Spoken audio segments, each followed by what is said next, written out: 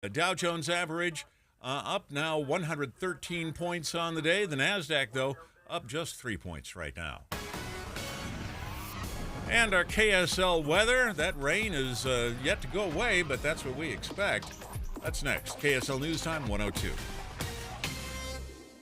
We hope you have the right app on your phone for news. You probably have dozens. But the KSL News Radio app, well, it makes our live stream super easy. Plus, our talk shows are right there as podcast for your workday. That's the app for KSL News Radio.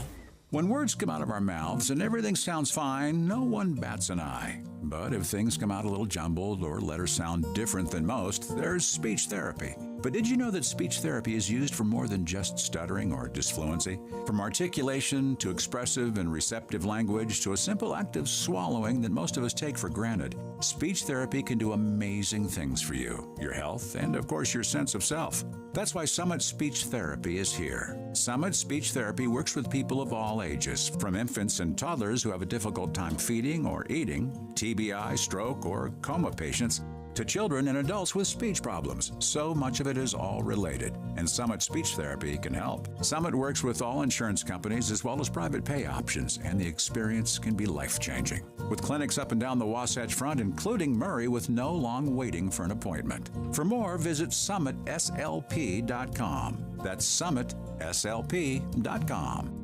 Derek Overstreet, founder of the New Millennium Group. We're a financial planning firm. Listen, we're fiduciaries. We have advisors standing by right now to take your call. That's 888-999-6370.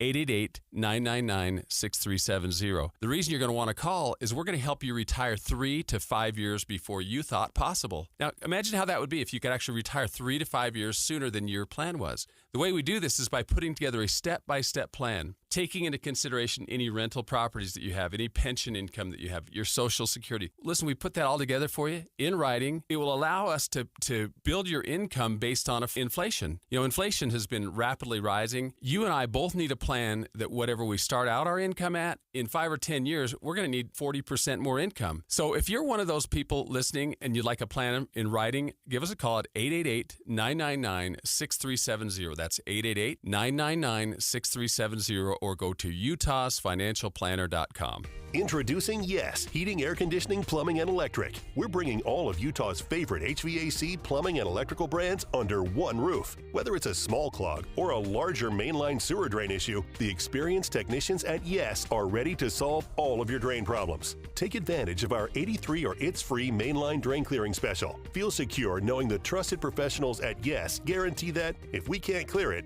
you don't pay for it. Visit theyesmancan.com for details, terms, and conditions. We're still looking at emergency traffic, brought to you by Sinclair's DinoPay app. Save up to 20 cents per gallon. Here's Ricky Meese. I-215's westbound about 1200 north. Crashes on both the northbound and southbound side. Each accident is blocking inside left lanes of travel. And with only a right lane open to all drivers in each direction, that's what's causing the big delays. Again, consider avoiding this spot and taking an alternate route. Advanced Window Products, $2,500 off.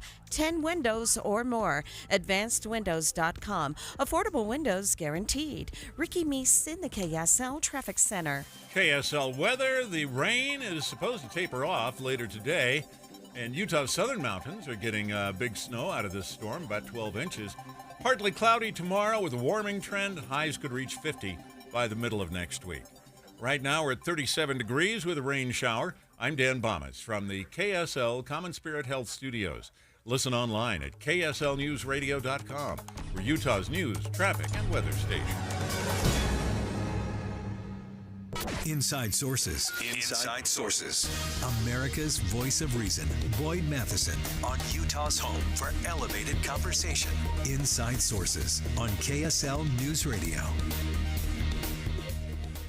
We hear a lot about the future of the nation as we roll into the 2024 presidential election cycle. A lot of the American people do not necessarily like what they see coming up ahead, as it looks like a potential rematch between the current and the former presidents.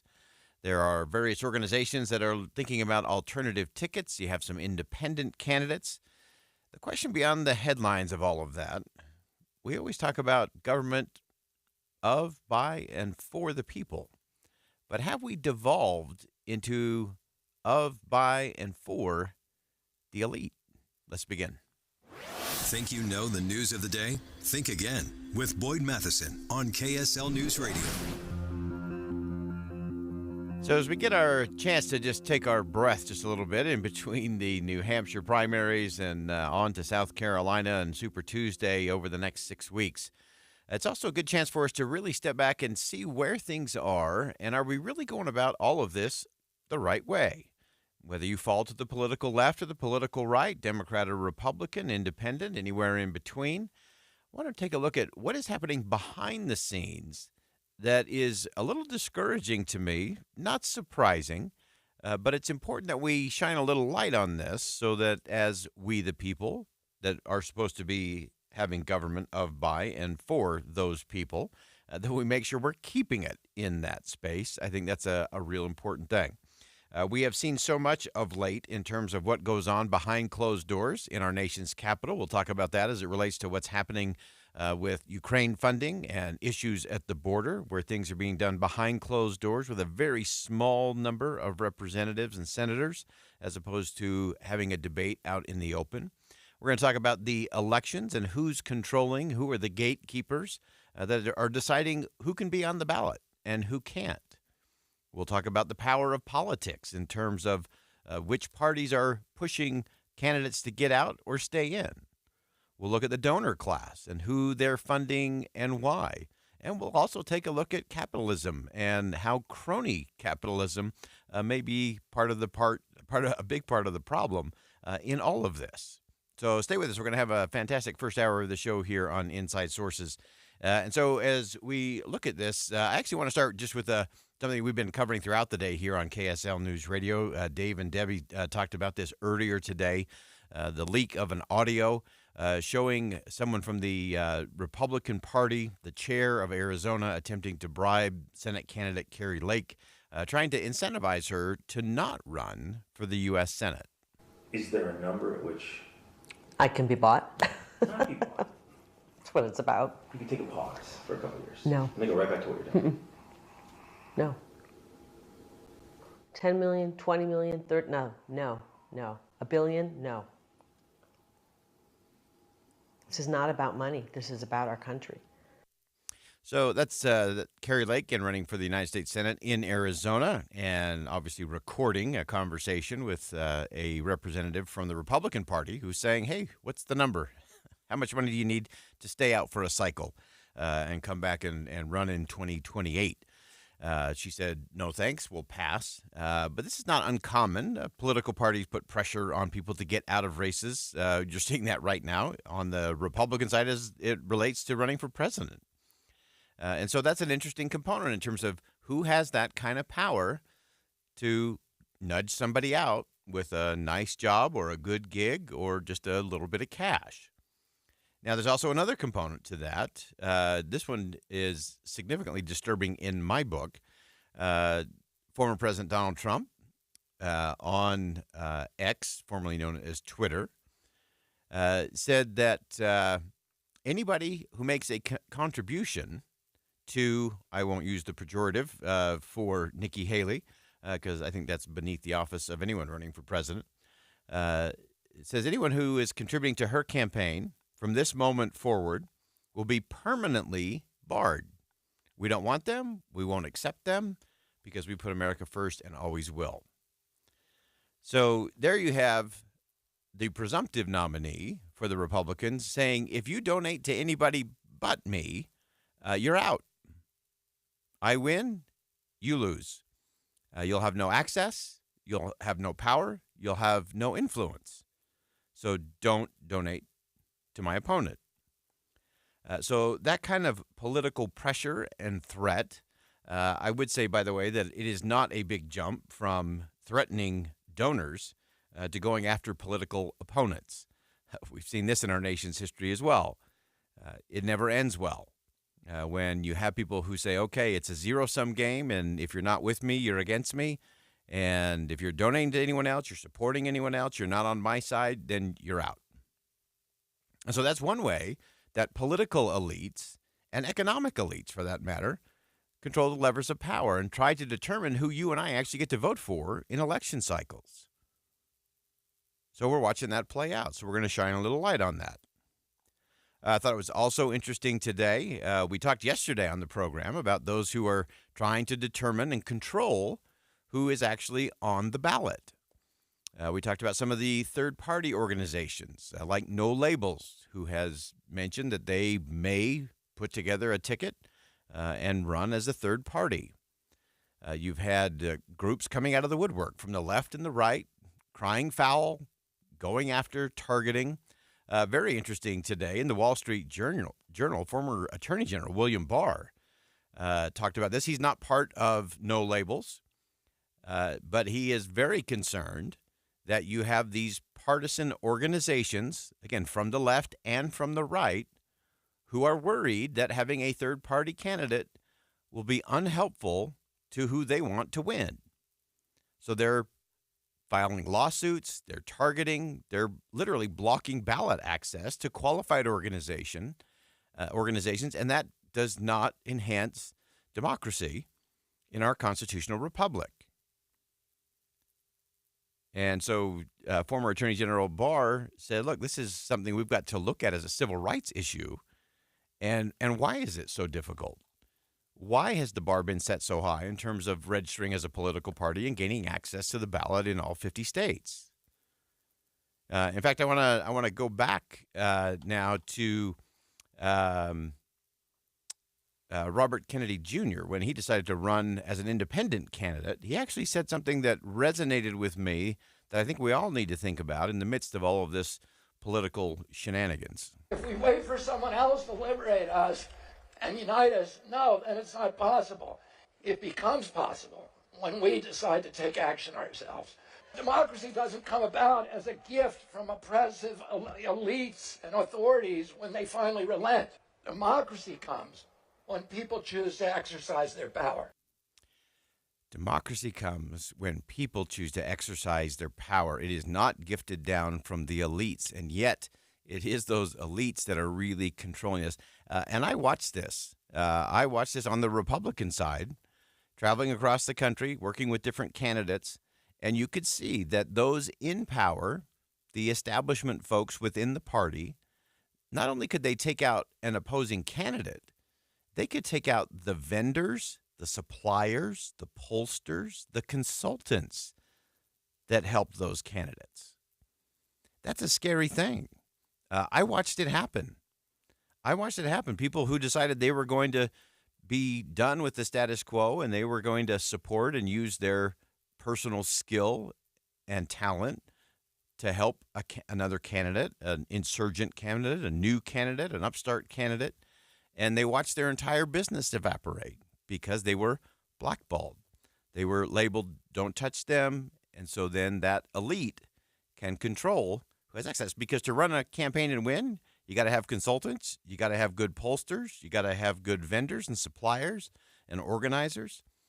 But if those suppliers, vendors, organizers, and consultants are worried about being able to feed their family because if they support the wrong candidate, they're going to get blackballed or be on the do not use list, or the way former President Trump declared it to donors, you'll be out. You'll be out. We won't let you in. So don't contribute to anyone else. And to me, this is all part of the problem. That we have this political elite, we have this economic elite, we have this educational elite, and a lot of that is all coming together in ways that is making it suboptimal, to say the least, for the constitutional republic and for the voice of we the people to actually be heard. Now, we're going to stay with the conversation. When we come back, we're going to talk about a better kind of capitalism, not the crony kind of capitalism, but a better kind. Stay with us. We'll be right back.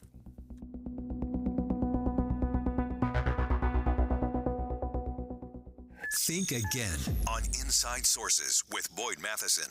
The Cougars tear into their first Big 12 conference games. Spencer finds him for the hammer. Saturday at 11, it's BYU, Texas. BYU, Texas. Pre-game coverage, Saturday at 11 on Utah's legacy home for the Big 12 and the BYU Cougars. KSL News Radio. This ad furnished by Nesmith Taju LLC. Offer not valid in all states or where prohibited by law. Loans are subject to lender approval. See website for details.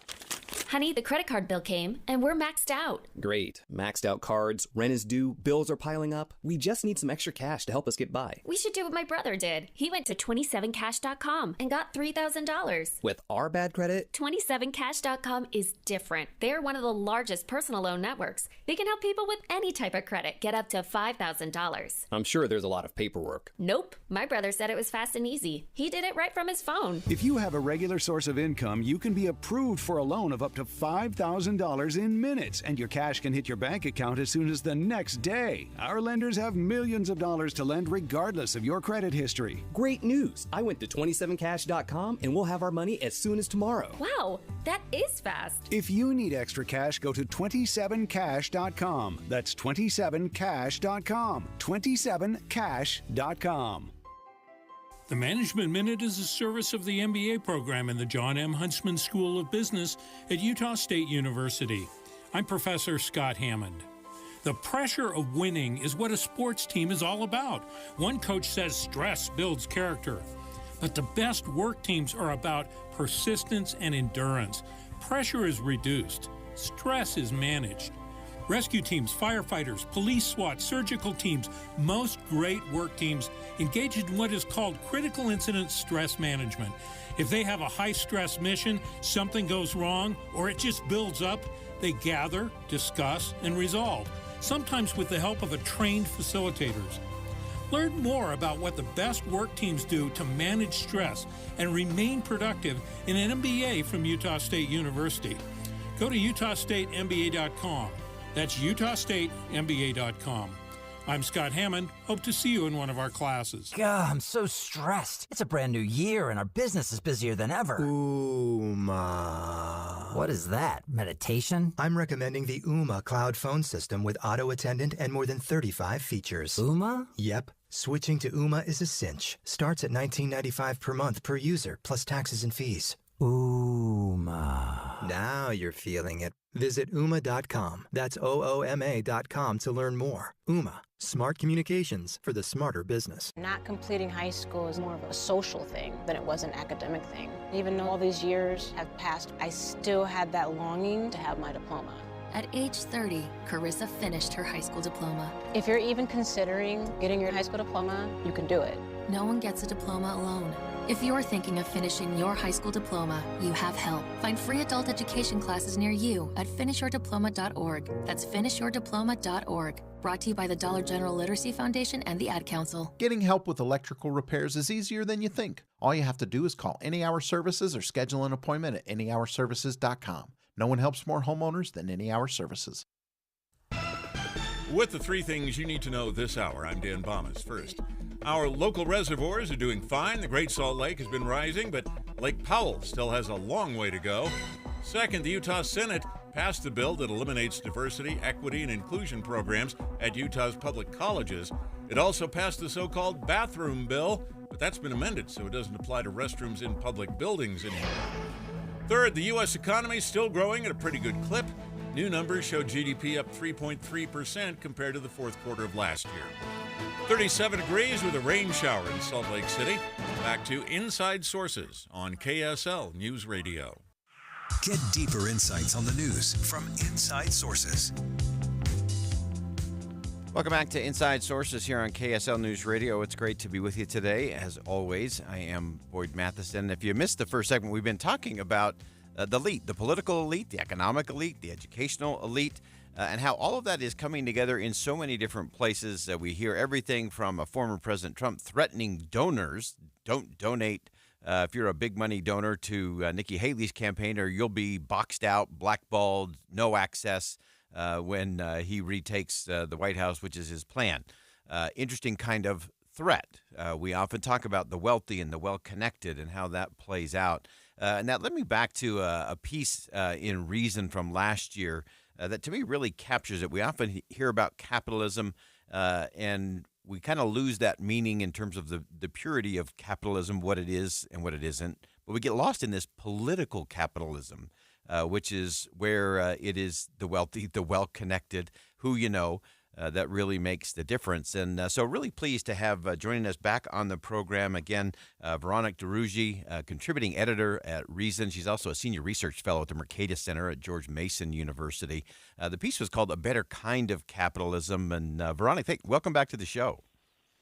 Thank you for having me. So I want to get into this piece again. This just resonates with me in so many things that we've been looking at in terms of that access, this kind of zero-sum game when it comes to our politics. And the piece that you wrote in terms of this better kind of capitalism, where you really did make the case that there is a difference of capitalism kind of in its purest form and political capitalism. Describe the difference for us. Well, so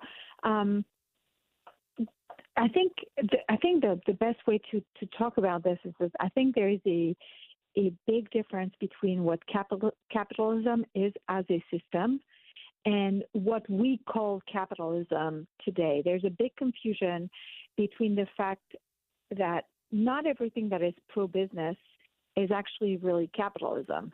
A lot of the stuff that's pro-business is actually cronyism. And a lot of the way politics expresses itself is in the form of cronyism, and as a result, a lot of the things that capitalism are blamed for is actually not really capitalism at all. It's just pro-specific business policies, and it's no different than cronyism. What capitalism is not a system where the government is boosting the bottom line of a few companies or some industries, but it's a system that is actually treating everyone equally in terms of institution that applies the same to everyone, a tax code that is not this creating massive distortion, and a regulatory regime that is actually doing what it sets out to do without being overly burdensome. And that's what I was getting at. And there's a lot of confusion about all of this. Yeah, definitely. And that role of government to clear the path of laudable pursuit for all, to give all an unfettered start and a fair chance, leveling the playing field, as opposed to weighing in for some and not others, picking winners and losers based on who you know, or that cronyism that you talk about. Give us a sense in terms of how that plays out. I'm glad that you mentioned the regulatory regime. A lot of businesses complain about regulation, and yet some very large organizations, they might complain about it, but it actually helps them because it keeps competitors who can't afford an army of lawyers and lobbyists to compete. Yes. I mean, in theory, right, in a system that has the right institution and in a capitalist system that has actually a tax code that is meant to raise revenue without giving favors to one type of industry or of activity or another, right, and where we have a regulatory regime that's actually fairly light, but doing things that are important like, safety but applying across the board, like to everyone. There should be very little and few connections between politicians and corporations. Unfortunately, right now, because the only thing politicians know to do is to actually distribute favors. I mean, that's what they do best. And a lot of businesses have realized that they can actually go to the government and get either subsidies, or they can get loan guarantees, and they can get a favorable regulatory regime as opposed to their competitors, for instance. Then now there's just a ton of moment where politics and business interact. Yeah, and so to give you an example, I mean there's so many examples. So, for instance, like our tax code is filled with what we call tax expenditures, which are tax breaks to corporations, and some of them they're meant for any corporations, and they're meant as a way to avoid double taxation of income. But there are a lot of them that are just basically perks to special industries and perks to special activities done through corporations. The other thing is, like, if you take subsidies, right, the CHIPS and Science Act that was passed, I guess it was last year. And a lot of it are subsidies and tax breaks to the semiconductor industry. And very often when you actually go and look and study where those subsidies are going, you realize that the subsidies are going to the company first that had a lot of access to politics and politicians in order to make the case that their industries needed subsidies, but also that these companies are actually the ones who are already in the market doing this particular thing, except that now, thanks to the subsidies, they're doing the same thing, and part of their cost is paid for by taxpayers. Yeah, that's exactly right, and it's and that becomes such a frustrating component to all of this. And you mentioned in your piece the fact that that so many of those elites are doing well, regardless of whether the Democrats or the Republicans are in power. They're doing just fine because they're playing in this, kickback capitalism or crony capitalism or political capitalism, as opposed to really competing. Well, yeah, and think about airlines, right? Airlines is another. It doesn't matter that Republicans or Democrats are in power. When there's a recession, airlines are always the first one out with their hands out, and they know that they're going to be getting a bailout. And in fact, after the coronavirus, after the pandemic, right, the head of Delta was told without any shame at its shareholder and investors that says, what we've learned during this pandemic is we are right that each time we're in a pickle, the federal government comes to our rescue. Yeah. This is so. And this is in that sense that actually I understand the critics of capitalism who say capitalism is just a way to kind of basically transfer money from people to big business. It's true, but that's not capitalism. That's not what capitalism is. Yeah. That's cronyism. Yeah. So important. And it's so important that we get the distinctions, because we hear this in a lot of the political rhetoric, especially from those running for office. They try to play that particular game. But this is a crucial conversation we have to get to, because if we allow the wealthy, the well-connected, the politically powerful to continue to be in that space and to be able to control who's running for office, who's getting out of a race, what vendors can be used, who gets access to politicians, especially in high office, that's when we really undermine those founding freedoms and that driver of freedom, including real capitalism, pure capitalism. Yes, and you know what we're getting also? We're getting actually worse companies. A lot of these companies are getting subsidies and are getting tax breaks and things like this. They're, as I said, usually they're getting a handout from the government to do something that they would have done anyway and that they were already doing. Yeah. Or that they were already doing. But then the problem is then these companies are more focused on trying to figure out how to keep their handout, and how to make sure that the handout doesn't go away. And as a result, it damages their business, especially if it's actually been so successful in the political realm that they don't really have any big competitors. Right. Think about Boeing. Boeing has a lot of issues now.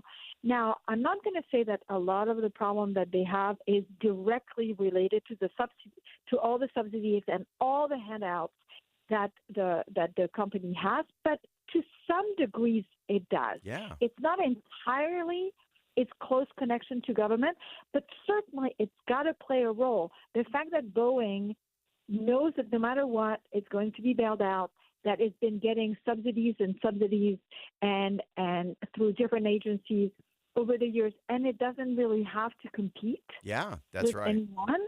Then we end It up. cannot mean that it means that Boeing is not as careful as Boeing would be if it were threatened because consumer would be enough. We're going somewhere else. Yeah, exactly right. And that's often why we end up without that innovation because people get way too comfortable. Veronica DeRugy, contributing editor at Reason. Great piece, great insight. And we're going to stay with this conversation later. We're going to come back to some of those subsidies on very unhealthy food, why that's going on. Veronica, thank you so much for joining us today. We'll be right back.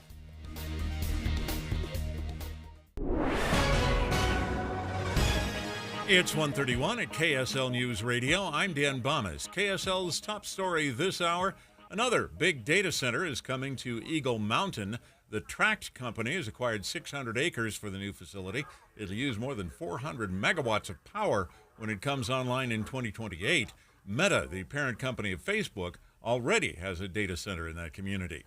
A bill that would dissolve DEI-based trainings, requirements, programs, and officers at public universities and schools has passed the Utah Senate, has to head back to the House now for another vote. And the so-called bathroom bill also passed the Senate this afternoon. It's been amended so it no longer applies to restrooms in public buildings. Still does apply, though, to schools as well as locker rooms. Both bills, again, have to go back to the House for another vote. Our top national story this hour from ABC News.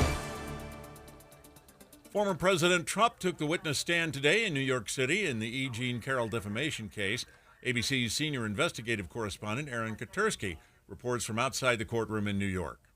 He was asked 3 questions by defense attorney Alina Habba, and his answers amounted to only a handful of words. The judge had put pretty significant guardrails on Trump's testimony, saying that he could not call Carroll a liar, he could not impugn her motives for bringing the claim, all things that amount to the very defamation that she sued Trump for. And your money at this moment, the Dow Jones average up on the day right now, 139 points. The NASDAQ up no more than 9 points right now. And our KSL weather, we've got clouds sticking around this afternoon. Supposed to clear up some tomorrow. That's next. KSL News Time, 1:33. It's a priority for us at this station to bring you all sides of a story and to talk about the news fairly, completely. Get all the facts and be really aware. Utah's Morning News with us, Tim and Amanda. Weekday mornings 5 to 9 on KSL News Radio. For the ones who get it done, the most important part is the one you need now. And the best partner is the one who can deliver.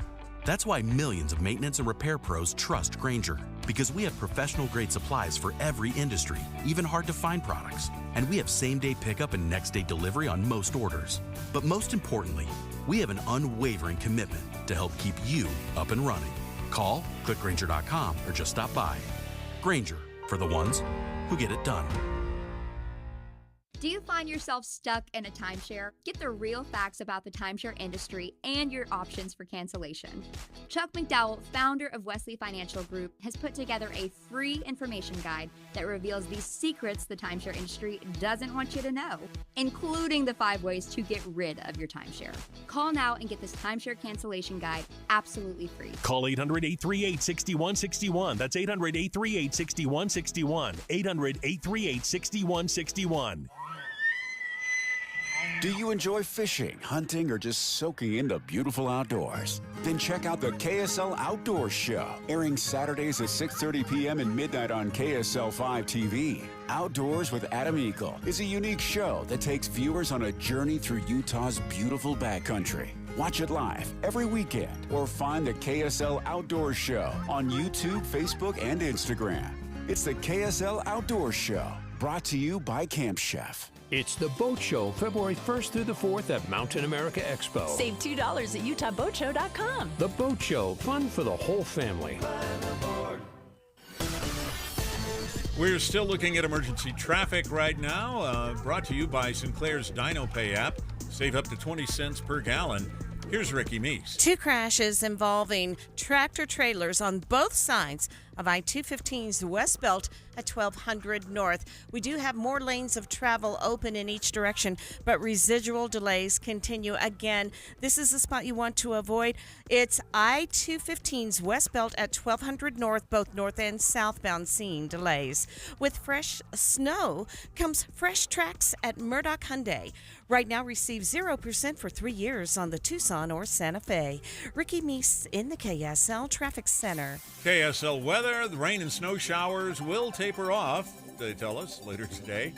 And we'll see partly cloudy skies tomorrow with a warming trend. Highs could reach 50 by the middle of next week. Right now, 39 degrees with a rain shower. I'm Dan Bomas from the KSL Common Spirit Health Studios. Listen online at kslnewsradio.com. We're Utah's news, traffic, and weather station.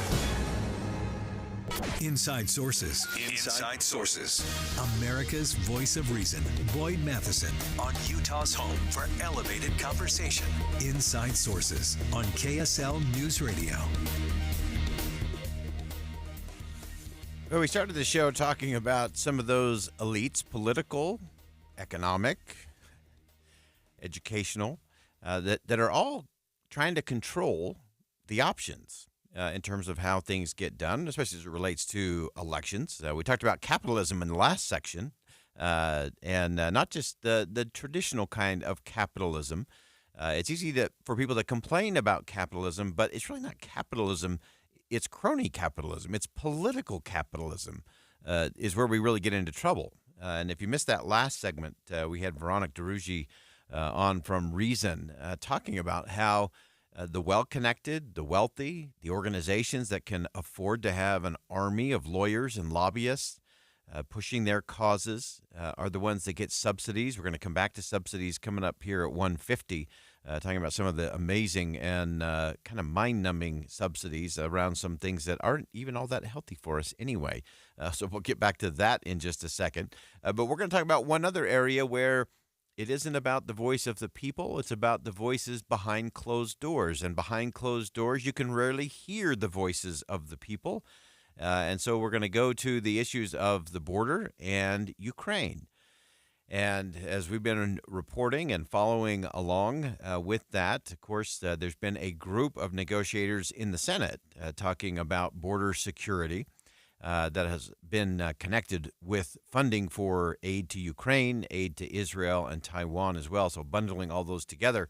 The problem has been that there aren't very many people behind those closed doors. And many members of the Senate on both sides of the political aisle have been bristling at the fact that they don't even know what's in the bill. And they are afraid that once again, this will be business as usual in Washington, D.C., a small group of senators will come out from behind closed doors with a 1,000-page bill that nobody's read, put it on the floor, say it's up or down vote. There's no time for any amendment process. We can't have any debates on the floor. It's all or nothing. This is the best we could do. This is what the other side is demanding, and it's status quo. So I want to break that down just a little bit. And I want to go to Rick Scott. He spoke the other day at a press conference talking about the bill being discussed behind closed doors and why that's problematic. Now, one thing that bothers me is we don't have text. We're all U.S. senators. We ought to be able to be sitting there negotiating. We ought to tell them what our thoughts are. And by the way, the people back home, they ought to know exactly what's going on. This should not be a surprise at the last minute. And I've been up here 5 years, and here's what's happened. They give us the bill at the last minute. You're expected to vote on it probably that day, and you get no amendment votes. That's not the way the U.S. Senate should work. We should all have the opportunity to engage. So we all ought to be involved in this. So now you have kind of the uber elite, those that are in positions of power, the senior leadership of the Democrats and the Republicans in the House and the Senate are calling the shots. And they're the ones behind closed doors. They're the ones in the room where it happens. And everyone else is just supposed to wait outside and then do what they're told. That's not the way it's supposed to work, folks. And so shining a light on that, doing it on the floor of the House and the Senate should be the way that it gets done. Now, one of the things that has emerged just within the last 24 hours is Mitch McConnell has actually floated the idea that we have been talking about since day one here on Inside Sources, and that is just split it. There's no reason we have to do Ukraine support and funding and border security in one bill. You can do those separately. In fact, they should be marked up separately. When I say marked up, that's when the committees sit there and literally go through line by line in the text and mark it up. Where are the problems? How are you going to pay for it? Where does this money go? What's the result supposed to be? How do we measure that? That's what a markup is for. But if we're going to do something as it relates to the border security and immigration, that better be marked up by the Judiciary Committee, and it better be done in public. You can think back to 2013 when they tried to do this before. It was weeks of markup in the Judiciary Committee, going through the bill, looking at all the details. That's the way it's supposed to be done. Is that slower? Yes. Is it supposed to be? Yes. That's what governing is about. It's not about press conferences. It's not about slam dunk deals done behind closed door, up or down vote. Those are fake fights and false choices for political purposes, and it maintains the status quo. I agree with Mitch McConnell. We should split these out. We should just split these out. And then you can have a real discussion about the funding for Ukraine. And you can say, well, what is this? Many have complained, is this a blank check? Is this just a perpetual money heading to Ukraine? Is there a way to do this where the United States is really focused on the weaponry, things that would be manufactured in the United States, that would have American jobs, pay American companies? Maybe you let Europe and the EU handle some of that direct aid in terms of governing funds that Ukraine is in need of at the moment. Maybe you break it down that way. It's a different way to go about it. Meanwhile, we also do need to deal with the border. And one of the interesting things just in the last couple of hours, as people have been looking at the prospects of that border bill, of course, former President Trump is weighing in because he would really like to have this as a campaign issue. And so that's going to be an interesting thing. In fact, Utah Senator Mitt Romney said that the border is an important issue to Donald Trump. And the fact that he would communicate to Republican senators and congresspeople that he doesn't want to solve the border problem because he wants to blame President Biden for it is appalling. That's from Senator Romney today speaking to CNN's Manu Raju. And so all of this just gets into one more murky, muddled mess as it relates to the border, aid to Ukraine and Israel and Taiwan. And there's a better way to get this done, folks, and this is not it. It is not it to have just a few people go behind closed doors, make the decision, drop it, vote on it, and say this is the best we can do. And you'll hear many members of Congress say this is complicated, this is hard, you don't understand. Whenever you hear that, that should get your hackles up just a little bit. Your spidey sense should go off because they're controlling the process. And so just to bring this all full circle, when it comes to the former president threatening donors who may be thinking about donating big money to Nikki Haley's campaign, saying, don't do it, we'll blackball you, we'll box you out, to the way the leaders of both political parties nudge people in and out of races saying, no, don't run this. You can run next cycle. We'll take care of you. We heard the audio from Arizona trying to nudge Ms. Lake out of the race for some money, which she chose not to do. And just remember, folks, every mic is an open mic. Every device is a recording device. People should learn that. But then we also have to look at this kind of capitalism where if we continue to allow the wealthy, the well-connected, who can afford armies of lawyers and lobbyists, that's where we get into trouble. We talked about it yesterday. 6 out of the 10 wealthiest counties in America are suburbs of Washington, D.C., and they don't produce anything. They don't manufacture anything. It is all power, money, and influence peddling. And while those kinds of conversations have a place, it has become a kind of political capitalism, crony capitalism, that undermines our constitutional republic. All right, we're going to step aside for a quick break, and we're going to round out this hour of this conversation on one more space where that crony capitalism, where who you know matters. We're going to talk about some subsidies that are taking place that really ought to stop. We'll talk about that coming up next. Stick around.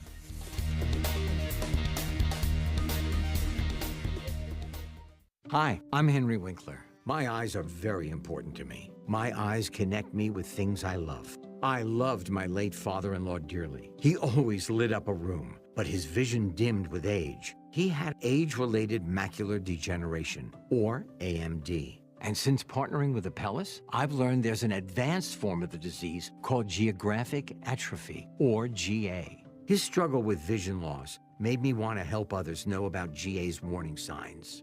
For some, straight lines seem wavy, like when looking at a door frame. For others, blurry or missing spots can make it hard to read or see loved ones' faces. Many have trouble seeing in low light, making driving at night difficult. GA gets worse over time and cannot be reversed. If you've been diagnosed with AMD and notice vision changes, don't wait. Talk to your eye doctor about GA today. Learn more at GAWon'tWait.com. That's GAWon'tWait.com. Tim and I are going to give you an email address in just a second that you should use to try and win a full year of Soda weight loss, the full program for a year for free, plus a $2,000 wardrobe makeover.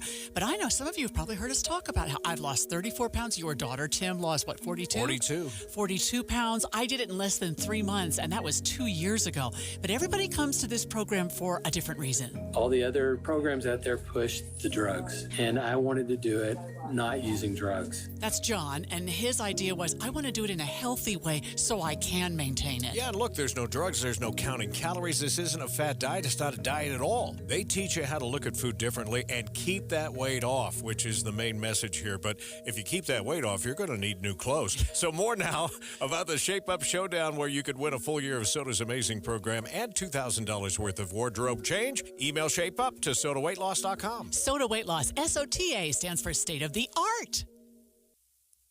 Experience the fast action fun and thrilling competition of ISU World Cup Speed Skating at the Utah Olympic Oval, January 26 through 28. Cheer on Team USA's Olympians, including Beijing 2022 gold medalist Aaron Jackson, as they race against the world's top speed skating athletes from China, Canada, the Netherlands, Japan, and more on the fastest ice on earth. Tickets for ISU World Cup Speed Skating are available now at UtahOlympicLegacy.org. They say it takes 10,000 hours to become an expert. You may not have that kind of time for weatherization, energy efficiency, and appliance rebates, but we do. Dominion Energy's ThermWise program has experts who know where and how to save money. They help homeowners and businesses find simple ways to conserve natural gas and rebates through upgrades that may help to save even more.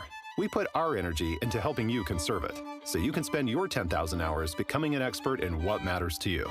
Start with a home energy plan at thermwise.com. Believe it or not, most small businesses don't have a 401k. If you don't have a 401k, you are missing out on the greatest wealth creation tool ever created. I'm Jeff Jr. with Trajan Wealth, and many 401ks are overpriced for the employer, have expensive and underperforming investment options, and have tedious administrative provisions. Not at Trajan Wealth. We can set up a 401k for a company for only $9 per employee, a $29 per plan fee, plus a small advisory fee, not thousands or even the tens of thousands you've been quoted, and do it all in less time than it takes to sit in traffic. 401ks will help you attract and retain top talent, and we can do it all for a couple $100. If you're an employee and don't have a 401k, tell your boss. Call Trajan Wealth today.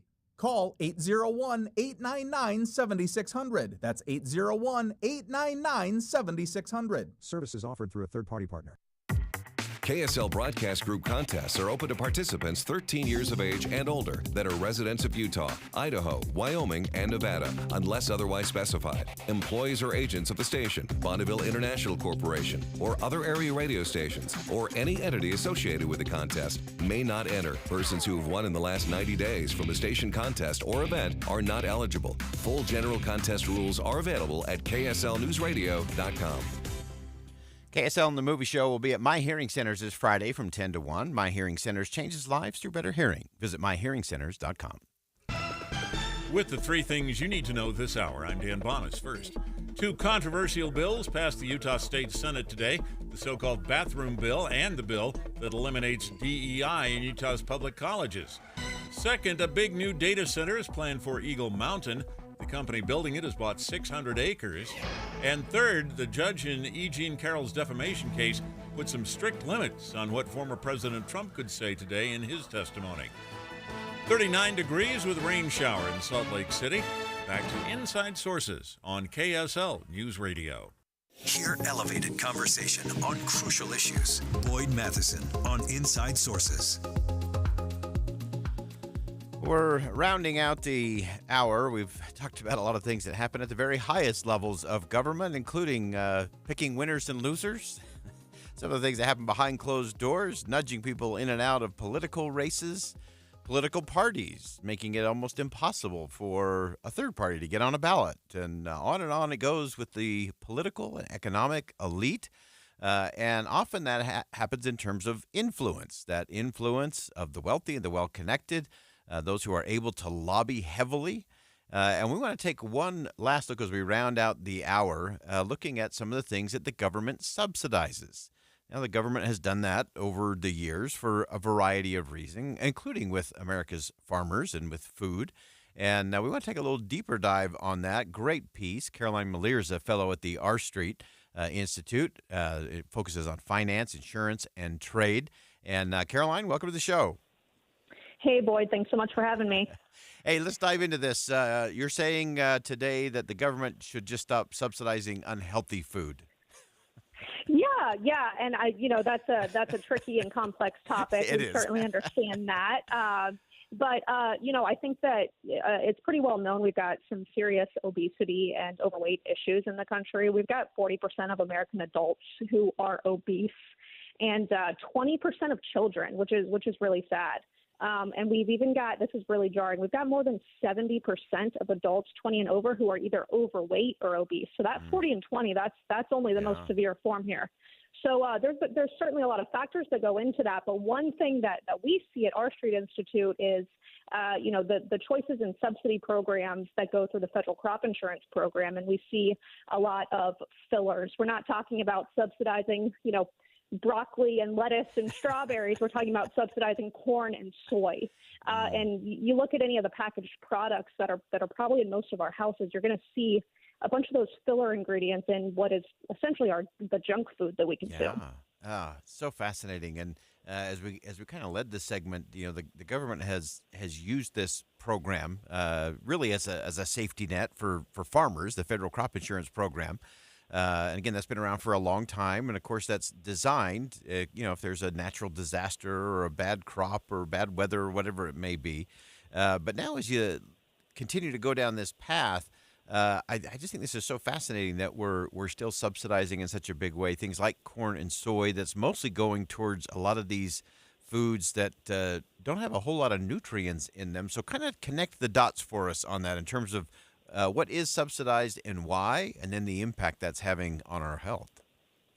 Yeah, that's exactly right. So there's some foundational aspects of the federal crop insurance program that are certainly important. It originally started in the Dust Bowl era, so you can imagine there was great need for it.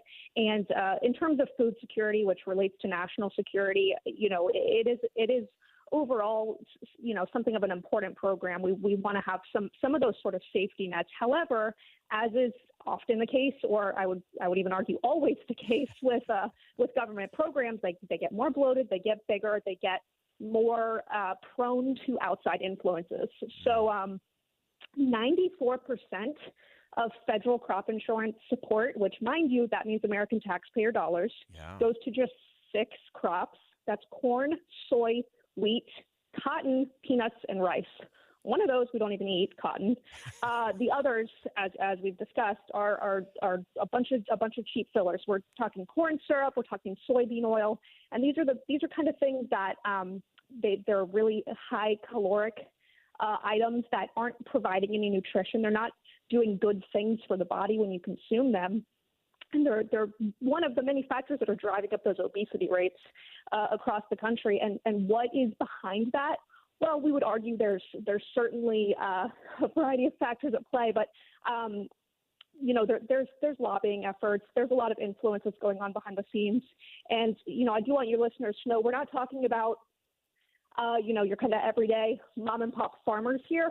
We're talking about really large agribusiness that has a lot of influence and a lot of control over these decisions. Yeah, and that's such an important distinction there as well, that often it's these big farms that can have the big army of lobbyists going in there. And one of the things you pointed out in your piece in the Washington Examiner that had me just do a double take, talking about corn, that corn is subsidized by taxpayers. That's all of us, folks. at a rate of $2 billion annually. And then you look where a lot of that is going in terms of the kind of food that it's doing, which is also causing the taxpayers a lot of harm in terms of what we're paying in healthcare costs. Yeah, that's exactly right, and that's something I certainly wanted to bring up. Is you got to really examine some of these downstream effects, and I think healthcare costs is a big aspect of that. So we're paying for it in our tax dollars, and we don't even see these things happening. I mean, it's such sort of a behind the scenes kind of thing that's going on. I'd imagine there's plenty of people who don't even know that some of their federal income tax is going towards corn subsidies, and certainly not to the tune of $2 billion a year. But yeah, the downstream effects are that, the health problems that come from this, that come from obesity, cancers, diabetes, heart disease, and stroke, and a lot of things that when people can get their weight under control, they can control these factors. So yeah, you're certainly seeing the downstream effects that cause even more strain on the economic system. Yeah, no question. And just in our last minute, is there anyone in Washington besides you and our friends at the R Street Institute who are really raising the sound or starting the conversation in terms of just how backward some of these farm subsidy policies are and how they're contributing not just to our out of control national debt, but they're also contributing to severe weight problems and health problems in the country? Is there anyone having a serious conversation about this in D.C.? There's some other groups similar to R Street who certainly are. In terms of actual leadership, it's honestly a pretty tricky topic. Typically you would kind of look towards the more right wing side of things to look for subsidy cuts and things like that. But just so happens when it comes to farming, it's subsidies that are very much enjoyed by Republicans. So it is there's certainly some partners, and actually you end up with partners on both sides of the aisle on this because it's such a unique topic. Yeah. There are Democrats, there are Republicans who say this is sort of out of control, but it's a small little handful of people to be quite honest with you. Yeah, well, and it will take a across the board, across the political divide to actually get this into a real conversation. Caroline Malier, fellow at the R Street Institute, our friends over there, always keeping us on path. Great piece in the Washington Examiner. You should check that out today as well. Caroline, thanks for great reporting, great writing, great thinking. And these are things beyond the headlines that we often just miss. So thanks for bringing that to our attention today. Thanks a lot, Boyd. I appreciate your time. All right. That's Caroline Malier, fellow at the R Street Institute. She focuses on finance, insurance, and trade. And this is just one more example of everything we've been talking about, where we've got, you probably didn't know when you got out of bed this morning that $2 billion of your tax money and my tax money is going to subsidize corn, which is going to a lot of prepackaged food that's adding to the obesity problem, which is adding to the strain of the health care, which is coming full circle. And all part of the big problem. But it's what happens when we allow the influence of big money to drive policy. It rarely ends well for the people. That wraps up hour number one of Inside Sources here on KSL News Radio. We'll step aside for some top of the hour news, but much more to come in hour number two. Stick around. We'll be right back.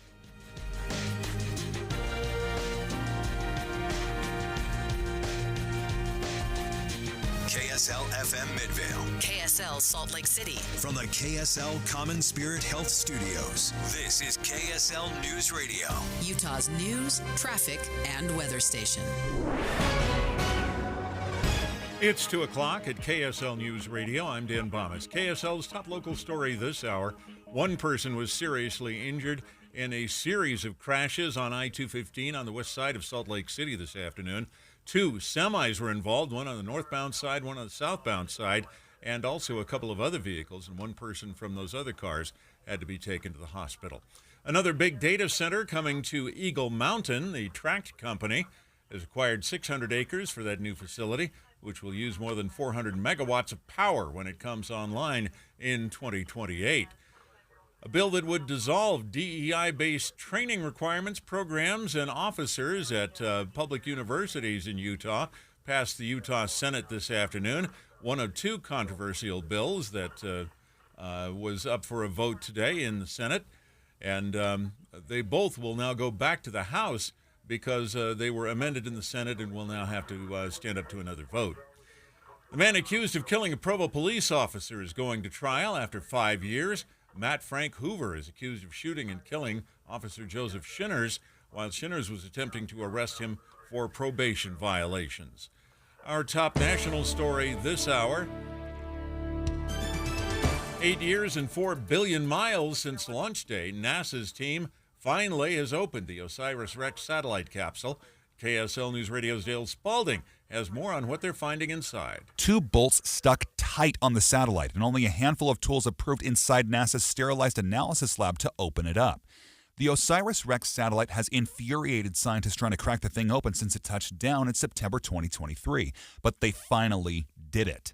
NASA revealed on Twitter an HD image of the topsoil collected from the asteroid Bennu, which scientists hope will help explain the early days of the solar system.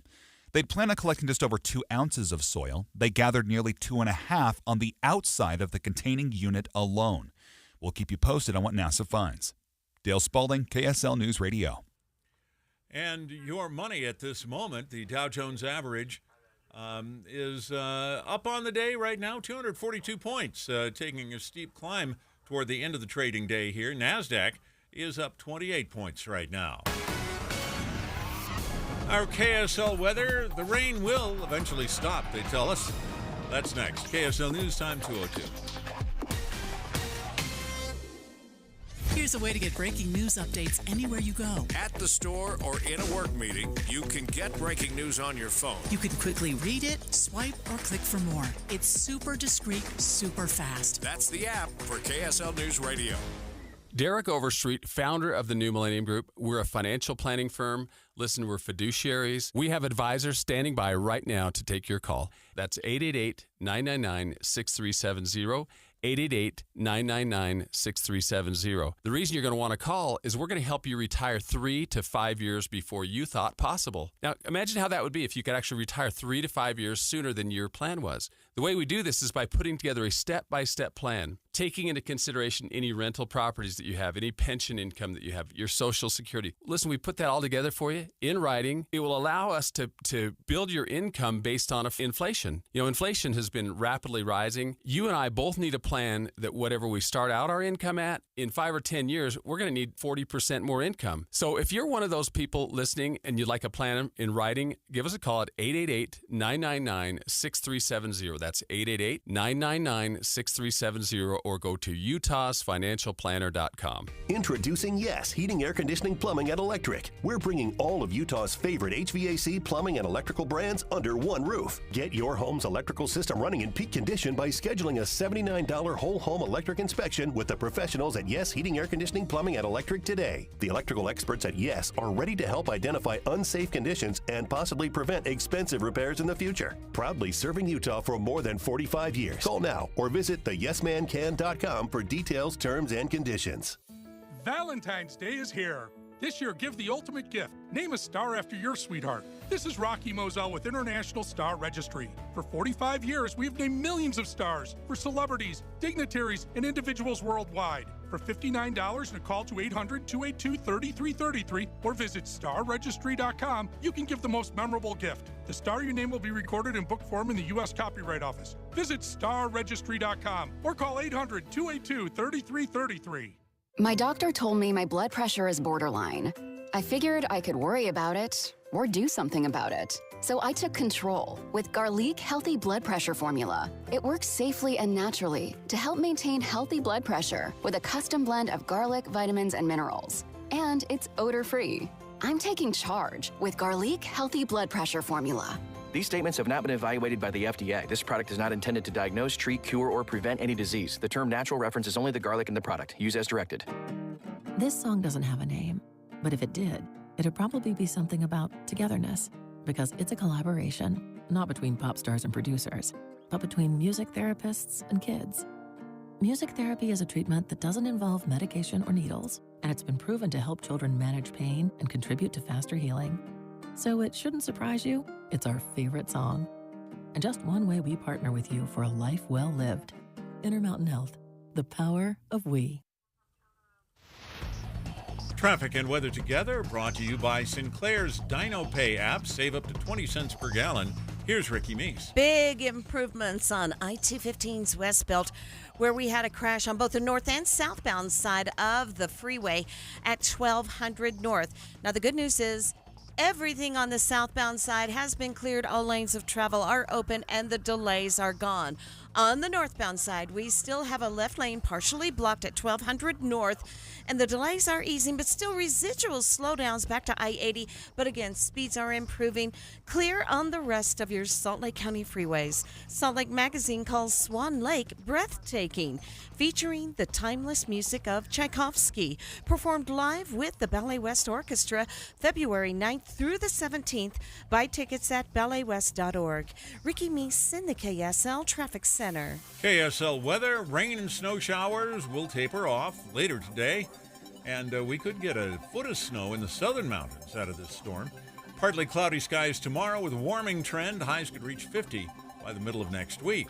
And right now we're looking at 37 degrees with light rain. I'm Dan Bonas from the KSL Common Spirit Health Studios. Listen online at kslnewsradio.com. We're Utah's news, traffic, and weather station. Inside Sources. Inside Sources. America's voice of reason. Boyd Matheson. On Utah's home for elevated conversation. Inside Sources on KSL News Radio. Next month will mark the 2-year mark since the beginning of Russia's invasion into Ukraine, the incalculable destruction and suffering that has followed. And, of course, the battle has been nudged off the headlines and the front page with other things happening around the world, particularly in the Middle East.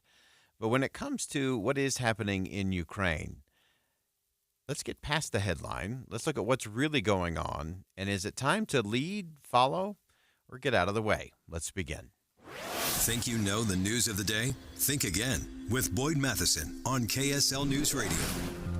Well, sadly, the only thing we've really been hearing about as it relates to Ukraine is whether or not the United States Senate will package that with a deal that deals with border security and immigration, as well as aid to Israel and Taiwan, or whether they will just separate those out and have a different kind of vote. Very little conversation has been happening underneath those headlines in terms of what does Ukraine actually need to win? And how will we actually lead in this space? And so we wanted to get a better sense of what is actually going on, what's been happening over the last few weeks, where are we, what's the present reality, and then what is the path forward? And as always, we turn to one of the great friends of the show, Colonel Jonathan Sweet, served 30 years as a military intelligence officer, led the U.S. European Command Intelligence Engagement Division. And Jonathan, welcome back to the show. Hey, Boyd, it's great to be back on the show. Thank you. You and your tag team partner, Mark Toth, always help us to get past the rhetoric, past the headline stuff, into the reality. Give us a sense of where we are in Ukraine. What is the lay of the land? Where is the battle at this point, almost 2 years in? Right. You know, Mark and I were just talking about this about a couple hours ago. It really does seem like we are right back where we were 12 months ago with Ukraine defending Bakhmut and while building combat power and trying to secure weapons to launch a counteroffensive. And we're not far from that right now, as Ukraine right now is still battling in Avdiivka, repulsing counterattacks or attacks by the Russian forces.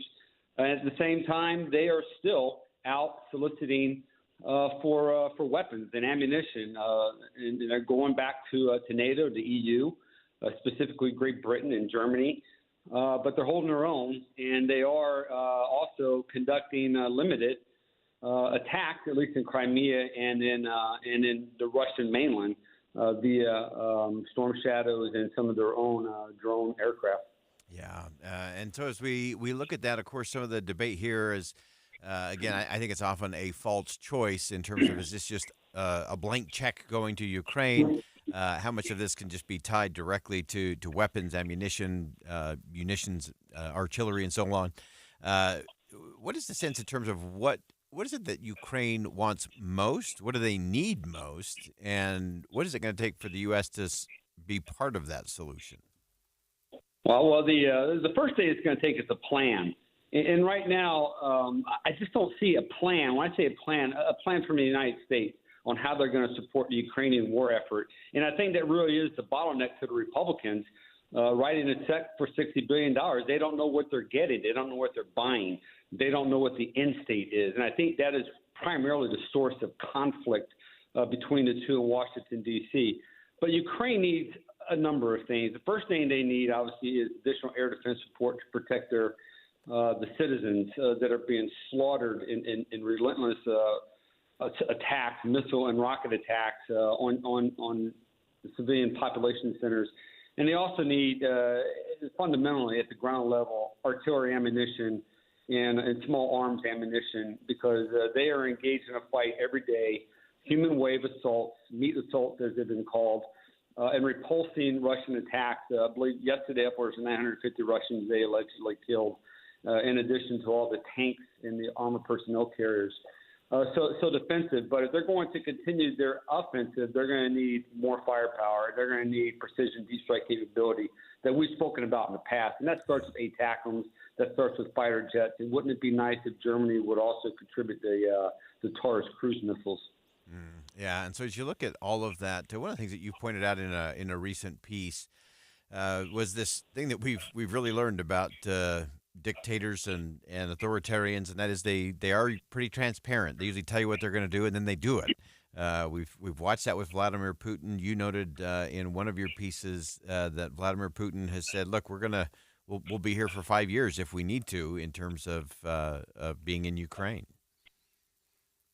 Yeah, and and if you continue to give Ukraine the weapons, as the Biden administration will tell you, we're going to stand by Ukraine. We're going to continue to help them defend their country. And that just draws us into this very forever war that the president said he didn't want it to get the United States into. In the very words, I believe that the Speaker Johnson also alluded to. How do we know Ukraine's not going to be in Afghanistan? And I assume he meant by the duration of the battle. Right now, we're entering our third year. The war in Afghanistan was 20 years. They're looking for, when I say they, I'm referring to Republicans at least, they're looking for a plan. What are we going to do? How are we going to enable Ukraine to win? And right now, at least for the past 23 months, we haven't enabled them to win. We've enabled them to successfully defend themselves and extract huge numbers of casualties, upwards of 379,000 Russian casualties. But it hasn't stopped the flow of Russian troops and equipment going into Ukraine. And it is turning into a forever war, the very war that we're trying to avoid. Yeah, and I think that's the important thing in terms of the conversation. Again, regardless of the politics of it all, is if we just want to have this forever defensive posture and have Ukraine forever in a defensive crouch, that's what we're seeing right now. That's what that looks like. If we actually want them to win, if we actually want to push back Vladimir Putin, if we want to prevent Vladimir Putin from doing the things that he says he will do next in terms of Poland and some of the other countries there in the region, you have to have a different kind of strategy, as you pointed out, Jonathan. And I think that's so important, is what is the strategy? What does that look like? I love the way you ended your piece, hearkening back to Thomas Paine, that it seems to be we're getting to that moment where the administration has either got to lead, follow, or get out of the way. Yeah, and we're getting to that point. And it's interesting that Great Britain has stepped up and has signed a security agreement with Ukraine, and other countries are considering the same. It'd be a much stronger message to Russia, though, if a NATO or a European Union actually did that versus individual countries. But no, the only way to stop Putin is to defeat Putin. And defeating Putin means you have to take the fight to him to weaken his ability to wage war. And right now, defensive weapons are necessary, but defensive weapons aren't going to win the war. Yeah. Great perspective as always, Colonel Jonathan Sweet. Always appreciate your perspective and insight. And we hope there's some in Washington that are getting the message and thinking about how do we actually get to that strategy, crucial if we're going to get to the right result, which matters for all of us in the cause of freedom. Thanks so much for joining us today. Hey, thank you, Boyd. Great perspective as always from Colonel Jonathan Sweet. Always appreciate that perspective. And it's one of those that we get lost in the politics of it. Is it a forever war? Is it just forever funding? It depends on the strategy. And remember, strategy is where it has to begin, because then you can say, here's the objective, here's what it's going to take, and then you can actually measure the results. And if we're just going to measure status quo, that's a big win for Vladimir Putin. If you want Ukraine to win and freedom to win and stability to win, Vladimir Putin has got to be pushed back. Interesting perspective from Colonel Sweet. As always, we'll step aside. More Inside Sources coming up next. Think again on Inside Sources with Boyd Matheson. It's playoff season and just weeks until spring baseball. But this week, Utah is all about hockey. Jazz owner Ryan Smith is asking the NHL to bring an expansion hockey team to Utah. It will be really, really good. I'm not opposed to it. I think that would actually be perfect. Utes, Cougars, Salt Lake Bees, and RSL fans. They all get their news about pro sports franchises landing in Salt Lake from Utah's news station, KSL News Radio. IVC, Interventional Vascular and Vein Center, is having a New Year, New Leg special event on Saturday, January 27th. This will be a free screening for varicose veins at their office in Provo. Don't let leg pain slow you down in 2024. Why wait? Now is the time to kick off the new year with new legs. Come and learn why starting at the beginning of the year is ideal to get you ready for spring. IVC has been in business for over 20 years and has been voted the best vein center of Utah Valley for 10 years running.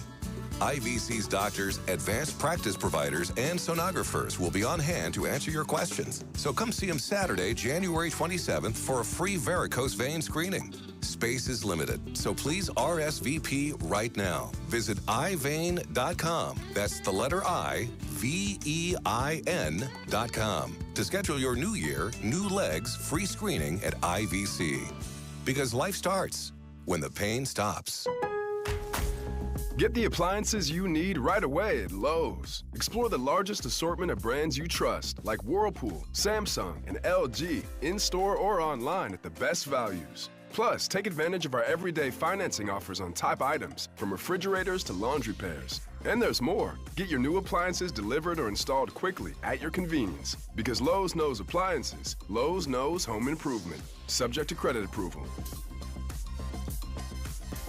It's a mystery where Old Spice finds its amazing scents like Himalayan sea salt, but I'm thrilled they have because no other body wash exfoliates and moisturizes 24/7 like Old Spice Gentleman's Himalayan sea salt body wash. Now, if only there was a mountain range separating the Indian subcontinent from the Tibetan plateau where I could hide my Old Spice and keep my family from stealing it, my impossibly smooth skin will finally be safe.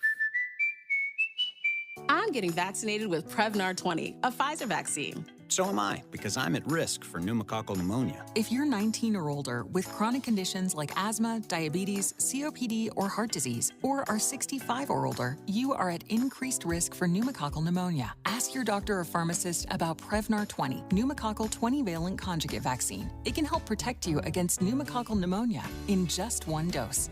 Even if you've already been vaccinated with other pneumonia vaccines, Prevnar 20 may help provide added protection. Prevnar 20 is approved for adults to help prevent infections from 20 strains of the bacteria that cause pneumococcal pneumonia. Continued approval may depend on a supportive study. Don't get Prevnar 20 if you've had a severe allergic reaction to the vaccine or its ingredients. Adults with weakened immune systems may have a lower response to the vaccine. Side effects include pain and swelling at the injection site, fatigue, headache, muscle, and joint pain. For full prescribing information, please call 1-855-213-2138 or visit Prevnar20.com. Any Hour Services can help you make sure your furnace keeps you warm this winter. Whether you need a tune-up, a repair, or a second opinion about replacing it, call Any Hour Services or visit anyhourservices.com. With the three things you need to know this hour, I'm Dan Bomas. First, a crash involving two semis and a couple of other vehicles bogged down traffic on I-215 in Salt Lake City this afternoon. One person was seriously hurt. Second, it's been 5 years since a Provo police officer was shot and killed in Orem, and the man accused of shooting him is finally going on trial. Third, now that they have the lid off, scientists are learning more about the sample brought back from an asteroid last year. 37 degrees and light rain right now. Back to Inside Sources on KSL News Radio. Boyd Matheson divides rage from reason on Inside Sources. Well, there's a new study out from Pew Research Center that can shed a little light on the population of a group of the population that are religiously unaffiliated, or the religious nuns, as they are called. And again, that's N-O-N-E-S, lest we be confused there. We want to dive in a little bit in terms of who these people are, what that looks like. What does that mean in terms of community and culture and the country as a whole? And as always, we turn to our good friend Kelsey Dallas from the Deseret News, Deseret.com. Kelsey, great piece, as always, looking at the data. And so, one, I think we have all come to the agreement that we need to come up with a new name for those who fall into this category rather than calling them just the nuns. Yes, that doesn't really capture the complexity of what's going on. And so give us a sense in terms of the data. What did we learn in this latest batch from Pew Research in terms of what does this group look like? Obviously, it's not a monolithic group by any stretch of the imagination. So what are we learning about them? So we know now that the nuns are about 28% of U.S. adults that identify as religiously unaffiliated. That doesn't mean that they're all atheists, though. It's only about 17% of that group of 28% that's atheists. The biggest chunk of the nuns are just saying that they're nothing in particular. They don't belong to a particular church or identify with a particular denomination. Another important note is what groups them all together as religious nuns is that answer to a question about religious affiliation. So it's simply saying, oh, no, I'm not Presbyterian or I'm not Latter-day Saint. I'm nothing in particular. That plops you together with the other nuns, and then there's plenty of diversity within the group, as you might imagine. A large chunk of the nuns still believe in God or some higher power. Many have positive feelings about religious organizations. They just, for many different reasons, haven't actively attended church in a while, don't necessarily pray very often, and then, of course, most notably, don't consider themselves a member of a church. So interesting to look at all that. And then you start playing that out a little bit in terms of the impact. I thought one of the interesting things within the research was this idea of engagement in civil society, whether that's voting, whether that's volunteering. And there's some interesting distinction between the nuns and those that are affiliated versus those that are affiliated and are actively participating on a regular basis. Kind of break that down for us. So for almost as long as people have been talking about the nuns in the grand scheme of religious life in America, they've been worrying about what the rise of the nuns will mean for civic groups that have nothing to do with faith or very little to do with faith, because for decades, if not centuries, it's church involvement that draws people into other types of community involvement. As I've experienced in my life, you've probably experienced in your life, you form these connections through your faith community that then help you stay engaged in your community in other unrelated ways. And so the fear has been that by dropping out of church, the nuns are dropping out of just social life. That may sound extreme, but really that is the concern, that they're not going to be volunteering in any capacity, that they're not going to remember to vote in elections, that they're not going to join the PTA at their children's schools. And the good news from this Pew survey is that a lot of those fears are overblown, that nuns do participate in a lot of these community activities in similar rates that other Americans, religiously affiliated Americans, do. The one area of concern that researchers pointed to is that the group that is with a sort of nothing in particular bunch, they are a little less likely than others to be engaged. And you might have predicted that, because if your identity is not choosing an identity, then your activity is probably not choosing an activity. So it makes sense that if you actively identify as atheist or agnostic, you're probably more active about other things in your life as well. Yeah. One of the things that I spotted today, this was in the Washington Post, talking about this same polling coming out from Pew Research Center, mirrors a lot of what your coverage was at Deseret.com. But she talked about the difference and the importance of kind of these groups and associations, that connective tissue is the real important thing, that the nuns were similar to people who have religious affiliation, but different from those who participate regularly, like attend religious services on a regular basis. That's where they seem to see a little bit of that community connective tissue being a little different. Yeah, some of what is disguised by the fact that we often talk about Americans in these broad categories of religiously affiliated versus religiously unaffiliated is that a notable chunk of religiously affiliated Americans actually aren't engaging in religious practices with others. So by going to church regularly, and that's what I've spoken about with religion scholars and other experts recently, is that's just as dangerous as sort of the social fabric in the U.S. as people choosing to say they're nothing in particular. We need people to buy into social groups of many different kinds in order to stay unified and to get these beneficial activities done, like volunteering. Yeah, oh, I love that. That's such great perspective there. As you look at it rolling forward, I think one of the other challenges, and you've raised this in the past in terms of younger people, clearly the group of nuns is dominated by those under 50 years of age. So it's clearly a younger crowd there. What is it that is going to have to change, or what do religious institutions, which many of the nuns distrust, what are they going to have to do? Where do they meet them in terms of trying to re-engage them? I think there are a couple different tracks that religious organizations could take.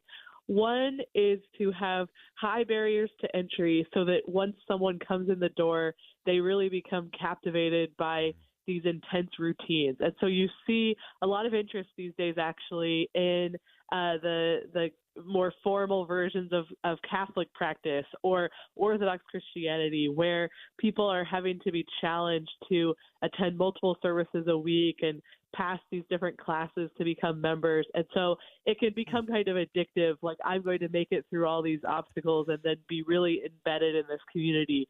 But the alternative path that many faith groups are probably better prepared to take is to actually lower the barrier to entry and just invite people in for things that are only tangential to organized religion, that are just sort of a community activity, like let's have a group Easter egg hunt, and we're not going to talk to you about Jesus Christ today. We're just going to do the Easter egg hunt, and then maybe next week we could talk to you about our faith. And so some of the folks I was talking to were just saying, what if we marketed these religious spaces as just purely social spaces where you can get out of your lonely feeling, get out into the community, and then we can sort of work on the spiritual and religious beliefs sometime down the road. And so I sort of really was charmed by that idea that churches would be these really valuable gathering spaces, and then the religious leaders and embedded members could sort of figure out the details later once they're bringing people out of their shells. Fascinating stuff. Yeah, that's a really interesting debate in terms of whether you need higher expectations or no expectations and just creating that space. That's a fascinating one. We'll come back to that one on another day. Kelsey Dallas, as always, great research, great writing, great thinking. Thanks for joining us today. Thank you. All right, that's Kelsey Dallas from the Deseret News. Great insight there, and we'll continue to look at that one. That last point was so fascinating to me.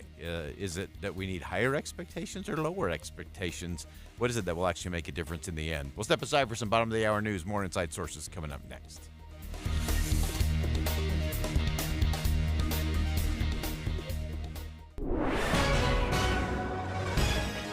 It's 2:30 at KSL News Radio. I'm Dan Bonas. KSL's top local story this hour. The Diversity, Equity, and Inclusion Bill passed on Utah's Capitol Hill today after being examined for unintended consequences for a scholarship program at half the state's public colleges. The Diversity, Equity, and Inclusion Bill included those, and KSL News Radio's Peter Johnston has more. That bill, as currently written, bans Utah's entire educational system from considering a person's race, gender, and other identity markers in admissions. That becomes a problem for the nearly 900 Native students at colleges that offer the Indigenous-specific scholarship here in Utah. It also undermines a deal the University of Utah has maintained with the Ute tribe for over half a century to support Native education at the school in exchange for name rights. The bill's sponsors added exceptions for this scholarship before the vote in the Utah Senate. It passed the Senate this afternoon and now goes back to the House. Former President Donald Trump has canceled an appearance scheduled for tomorrow in Phoenix. KSL's sister station KTAR reports Trump was expected to be the keynote speaker at the Arizona Republican Freedom Fest. Several members of Congress still scheduled to speak at the event, along with Kari Lake, who's running for the U.S. Senate after a failed campaign for governor of Arizona. Our top national story this hour from ABC News. Infrastructure was on the agenda today for President Biden. He used some new, strong economic data to tout his administration's policies. ABC News White House correspondent Karen Travers has details. President Biden was eager to tout the new GDP report, which said the U.S. economy grew at a rate of 3.3% in the final 3 months of last year, better than forecasters were expecting. The president highlighting some of the headlines. Quote, U.S. shatters expectations. Second headline, the U.S. economy boomed in 2023. Third, U.S. economy grew at a shocking pace. I love that shocking pace piece. Karen Travers, ABC News, Washington. Your money at this moment. The Dow Jones average took an upturn before the close of trading today and finished the day 242 points up. The NASDAQ was up 28 points, the S&P 500 up 25. And our KSL weather, we've got clouds lingering today along with showers, but they should be gone by tomorrow. KSL News Time, 2:32. News doesn't just mean information or dates. It's the story of our local history being told in real time. Be a part of the story. This is Tim Hughes and Amanda Dixon. We hope to be a part of your story. We have you covered on KSL News Radio. Alpine Home Medical, we bring wellness home. Do you ever feel like getting your supplies for your CPAP is just a huge headache? Hi, I'm Jay Broadbent with Alpine Home Medical. We'll say goodbye to the hassle and hello to a stress-free life with our CPAP resupply service. Signing up is a breeze. Just place a call, choose your products, and leave the insurance billing and shipping to us. Our discreet packaging prioritizes your privacy, and we always ensure an on-time delivery. No more trips to the store or worrying about running out of important supplies. We get how crucial your CPAP therapy is, so don't let the stress of keeping up with it affect your sleep and health. Join Alpine Resupply today and enjoy a tranquil night's sleep with all your CPAP essentials. Visit us at alpinehomemedical.com. Alpine Home Medical, we bring wellness home. That's alpinehomemedical.com. My brother-in-law died suddenly, and now my sister and her kids have to sell their home. That's why I told my husband we could not put off getting life insurance any longer. An agent offered us a 10-year, $500,000 policy for nearly $50 a month. Then we called SelectQuote. SelectQuote found us identical coverage for only $19 a month, a savings of $369 a year. Whether you need a $500,000 policy or a $5 million policy, SelectQuote could save you more than 50% on term life insurance. For your free quote, call SelectQuote at 1-800-330-1991. That's 1-800-330-1991. Or go to SelectQuote.com. That's 1-800-330-1991. SelectQuote. We shop, you save. Full details on example policies at SelectQuote.com/commercials. Denise has been playing jazz for 40 years. Last concert, one of the musicians fell sick with RSV. Respiratory syncytial virus, or RSV, is a highly contagious virus that can lead to breathing problems. This time, she's choosing to help protect herself with Pfizer's RSV vaccine, Abrysvo. Abrysvo is a vaccine for the prevention of lower respiratory tract disease caused by respiratory syncytial virus, RSV, in adults 60 years of age and older. Abrysvo is not for everyone and may not protect all who receive the vaccine. Don't get Abrysvo if you've had a severe allergic reaction to its ingredients. People with a weakened immune system may have a decreased response to Abrysvo. The most common side effects are tiredness, headache, pain at the injection site, and muscle pain. Ask your pharmacist or doctor about Pfizer's RSV vaccine, Abrysvo, respiratory syncytial virus vaccine. For full prescribing information, please call 1-844-989-7284 or visit abrysvo.com. Brought to you by Pfizer. Traffic and weather together brought to you by Sinclair's Dino Pay app. Save up to 20 cents per gallon. Here's Ricky Meese. Freeway traffic back to a very good drive, including I-215's westbound at 1200 north in both directions. A crash called out Redwood Road, 3300 south. And a crash with possible injuries, extrication needed, 900 west, 800 south. Cyprus checking account members enjoy discounted rates on auto and RV loans, free access to their credit scores and reports, and a suite of other products and perks. So learn more at cypruscu.com. Cyprus Credit Union. Your future is our future. Ricky Meese in the KSL Traffic Center. KSL weather, rain and snow showers taper off later today, and partly cloudy skies tomorrow with a warming trend. Highs could reach 50 by the middle of next week. Right now, we're looking at 39 degrees with a rain shower. I'm Dan Bomas from the KSL Common Spirit Health Studios. Listen online at kslnewsradio.com. We're Utah's news, traffic, and weather station. Inside Sources. Inside Sources. America's voice of reason. Boyd Matheson on Utah's home for elevated conversation. Inside Sources on KSL News Radio. Well, as we continue to talk about the headline of the crisis at the United States border, remember, we have to get past the headline because there's a lot of things going on underneath that I don't think we've been paying nearly enough attention to.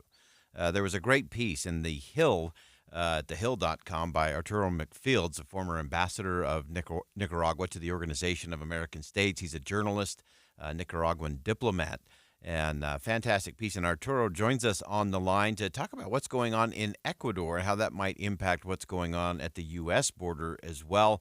And Arturo, welcome to the program.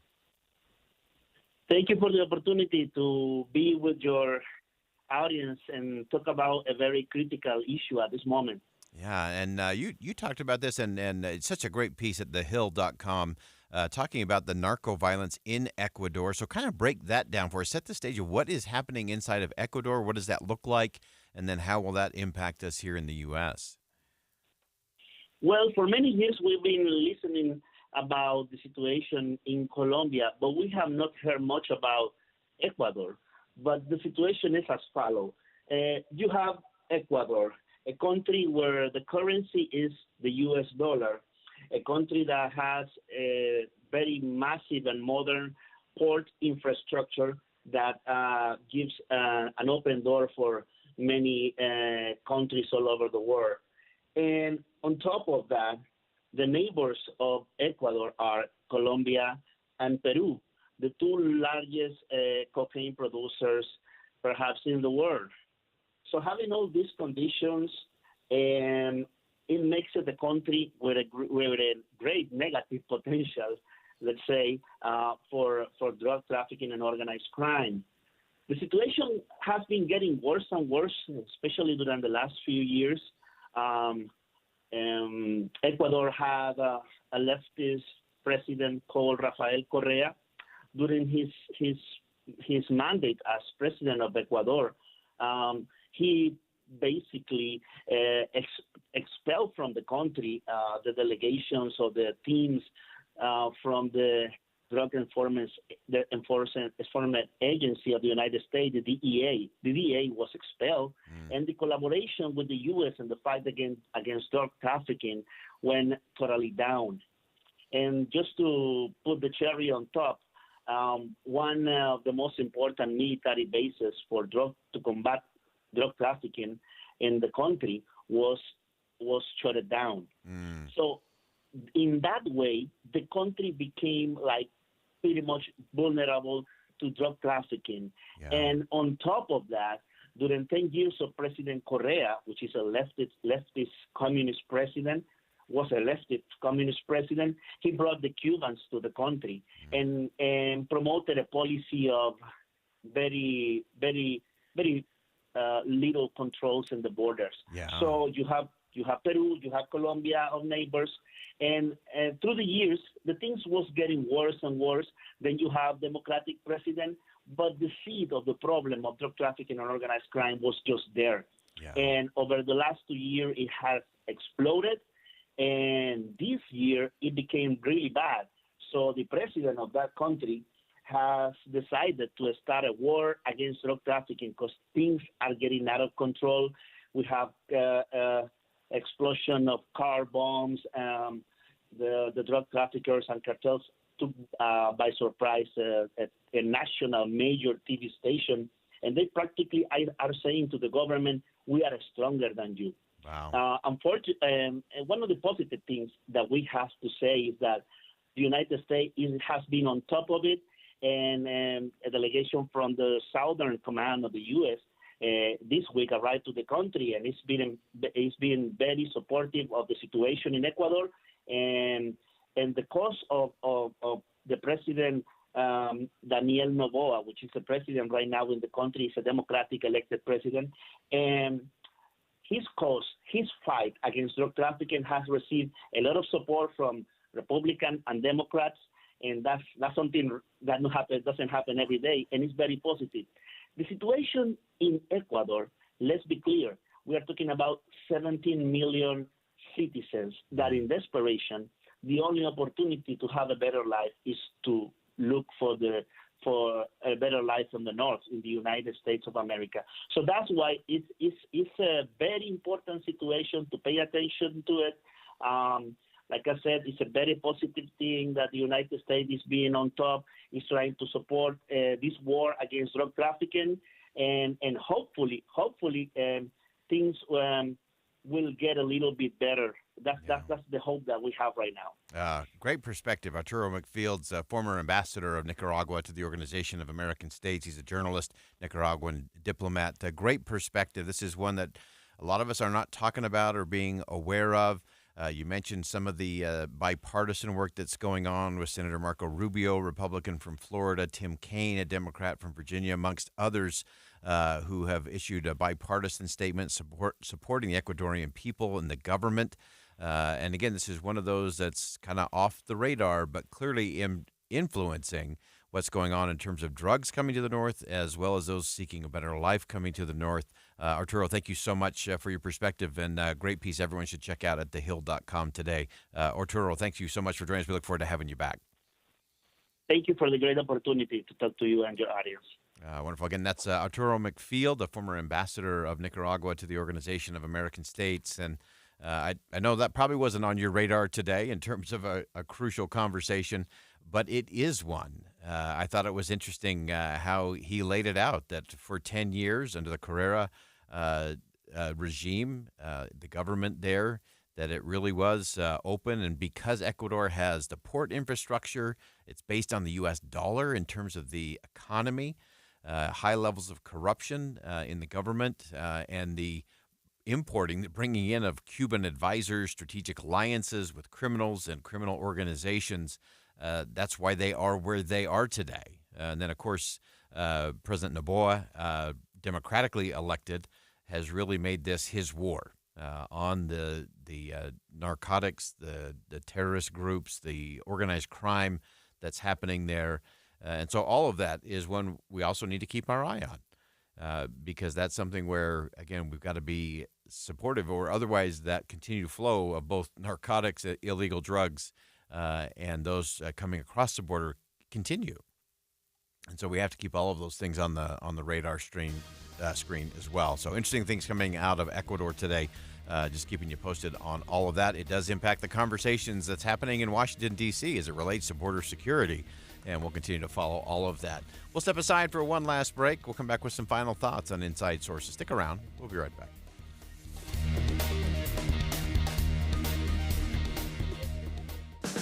Don't let this. The fog has rolled in again, so long wait times happen to you. That right lane is blocked, and it is causing delays. Fire's out, but they've got a few vehicles strung along the right side there as you make your way into the downtown area. We do have a little bit of slowing still continuing on the south and west gates at Hill Air Force Base. Dozens of traffic reporters and thousands of KSL listeners work together to get you to work and home on time. Listen every 10 minutes on the 9s, mornings and afternoons on KSL News Radio. Okay, that's good. Whoa, Dave! Sorry, I'll go grab some paper towels. You can't let Dave pour things. He works at JCW's. They fill stuff up past the brim over there, like their milkshakes. They're thick, rich, and oh my gosh. Delicious? Oh no. Dave's filling up Crystal's car for her. Dave, stop. Hey, this is Clark for JCW. Stop into any of our 5 locations today. We're located in American Fork, Thanksgiving Point, Provo, South Jordan, and our new location in Harriman. Come in and see why at JCW's we believe in quality and a lot of it. Tired of living in your parents' basement or renting? You want to buy a home, but you were told that your debt-to-income ratio is too high. This is why you need a highly qualified mortgage lender. Rick at Loans by Rick has 22 years of experience and has helped hundreds of clients lower their debt-to-income so they can make the most important purchase of their lives and buy a home. As with any profession, there are different levels of mortgage lenders, so why not work with the best lender? One that can cut through the mortgage jungle and get you into a home. As interest rates come down, home values will go up, creating multiple offers which will raise home values higher. Don't wait to buy a home. Buy now. You can always refinance later and save hundreds of dollars. Let Loans by Rick guide you with your mortgage process. Call 801-809-SAVE or click loansbyrick.com. That's loansbyrick.com. Rick Kirschenbaum, NMLS 241179, and Vintage Lending, NMLS 287106 are equal housing lenders. Some restrictions apply. I've been on my soda weight loss journey for about 4 months now, and I've lost 60 pounds. And these are some of the milestones that I've hit along the way, like tying my shoes or taking a picture without having to hold my breath, cutting down sizes on my belt, giving away clothes that are just too big now, having friends say they almost didn't recognize me, hearing from my doctor that my A1C is now half of what it used to be, finding out that my sleep apnea is almost gone. Hey, Soda, it stands for State of the Art, is the #1 weight loss company in America for client satisfaction and client results. And I'm living proof, and you can check out more of it at sodaweightloss.com. I want to share this with you. It's not a contest, it's a lifestyle upgrade. If you're ready to get serious about your health, enter to win Soda's Shape Up Showdown, because you could win a free year-long membership and a $2,000 wardrobe makeover. To enter, all you have to do, email shapeUp@sotaweightloss.com. That's Sota Weight Loss, SOTA. Say it with me now. State of the Art. You're free now. Free to kick back, relax, and stream beyond your wildest dreams. Rom-coms, slasher coms, space operas, space westerns, cupcake bake-offs on Mars. Free to fill your feed with impossibly chonky chonkers who chonk harder than you ever thought possible. Cats, corgis, babies, baby penguins, baby pandas, chunky baby pandas. Free to make your smart devices do silly things. Bowl of chips on the robo-vacuum. And master devices that have no business being smart. Smart forks, smart toothbrushes, smart tortilla makers. Free to open a world of remote work and a portal into Gametopia. Who's the boss now? Free to be everything you imagine, and then some. That's how it feels to have Quantum Fiber. Quantum Fiber, your world unleashed. Learn more at quantumfiber.com. Limited availability. Service in select locations only. God, I'm so stressed. It's a brand new year and our business is busier than ever. Ooma. What is that? Meditation? I'm recommending the Ooma cloud phone system with auto attendant and more than 35 features. Ooma? Yep. Switching to Ooma is a cinch. Starts at $19.95 per month per user, plus taxes and fees. Ooma. Now you're feeling it. Visit Ooma.com. That's OOMA.com to learn more. Ooma. Smart communications for the smarter business. Jackson Hewitt has a plan to get your tax refund fast. With a buck here, buck there. Here a buck, there a buck, everywhere a buck. You don't have to wait weeks for your tax refund. Get money sooner with a no-fee refund advance loan at Jackson Hewitt. On this loan, there's a money today guarantee. E-I-E-I-Do. Don't settle for chicken feed. Get fast bucks at Jackson Hewitt today. No-fee refund advance loans by Republic Bank offered to eligible clients. Money today guarantee if approved for a loan on a prepaid card. Details at jacksonhewitt.com. It's the Boat Show, February 1st through the 4th at Mountain America Expo. Save $2 at utahboatshow.com. The Boat Show, fun for the whole family. At Social Security, we are always thinking of ways to save you time and make things easier. That's why we created My Social Security. Opening a My Social Security account gives you secure access to your personal record and interactive tools tailored for you. You can see if you are eligible to receive benefits, view spousal benefit estimates, and compare retirement benefit estimates at different ages or dates when you want to start receiving benefits. Already receiving benefits? Use your account to change your address, set up or change direct deposit, get a proof of income letter, and more. In most states, you can also request a replacement Social Security card. Save time. Go online. Open a My Social Security account at ssa.gov/myaccount. Social Security, securing today and tomorrow. Produced at U.S. taxpayer expense. Boyd Matheson on the pitfalls of politics. I think the biggest thing we all have to reject is the status quo. We have to reject the kind of politics that have been served up to us and that we've bought into. The biggest question for all of us is, what are we afraid of? And often what we're afraid of is losing power. Politicians often tell us, you can vote for whoever you want, but if you vote for someone other than me, you'll lose power, you'll lose influence. And we have to reject that. Our voting right is our most sacred and fundamental right. Vote for the best person, even if they're not in either political party. Some will try to convince you that's throwing your vote away and the evil, awful other side is going to win because of that. That's what they want you to believe. Because if you're functioning out of a position of fear, we all lose. You'll vote for the status quo, and that keeps the status quo in power. Join Inside Sources with Boyd Matheson, 1 to 3 on KSL News Radio. With the three things you need to know this hour, I'm Dan Bomas. First, the Utah Senate passed a bill eliminating DEI programs in public colleges after changes to protect scholarships for Native American students. Second, Arizona Republicans are planning a big event for tomorrow. The guest of honor, former President Trump, has backed out. And third, President Biden was bragging again today about America's strong economy. Right now, 39 degrees with a rain shower in Salt Lake City. And back to Inside Sources on KSL News Radio. Hear elevated conversation on crucial issues. Boyd Matheson on Inside Sources. Welcome back to Inside Sources here on KSL News Radio. It's great to be with you today. As always, I am Boyd Matheson. As we round out the program today, if you missed any of the first hour of the show, we really did a deep dive on the elites that are in control of so many of the different levers of power and how they exert that in ways that are not beneficial to you, to me, to the community, or to the country. We talked about former President Trump in his victory speech after New Hampshire, threatening big money donors who might donate to his opponent, Nikki Haley, threatening them that if they did donate to Nikki Haley's campaign, that they would be blackballed or boxed out if he were to be back in the White House.